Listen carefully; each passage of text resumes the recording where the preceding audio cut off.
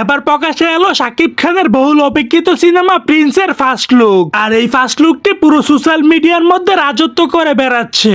আর এবার তার মধ্যেই আসলো আরো একটি বড় চমকের ঘোষণা। ঢাকায় চলচ্চিত্রের ইতিহাসে এই প্রথমবার শাকিব খানের প্রিন্স সিনেমার মধ্যে শাকিব খানের বিপরীতে ভিলেন চরিত্রে অভিনয় করতে দেখা যাবে বলিউডের ভাইজান সুপারস্টার সালমান খান। হ্যাঁ, আপনি ঠিকই শুনেছেন। বিস্তারিত জানতে সম্পূর্ণ ভিডিওটি দেখতে থাকুন। कि हमारी जो हिंदी पिक्चर है वो चल नहीं रही, करा पिक्चर बनाओगे तो कैसे चलेगी यार।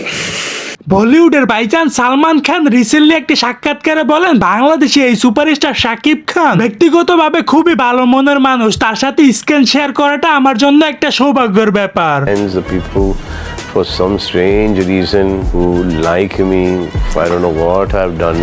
সালমান খান আরো বলেন যে বাংলাদেশে না গেলে কখনো বুঝতেই পারতাম না শাকিব খানের জনপ্রিয়তা কত।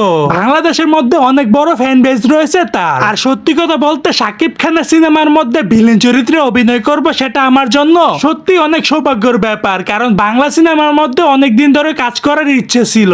से कहते रहता हूँ कि आपने शायद कपिल के शो में भी देखा होगा कि तुम्हारे भाई का भाई है।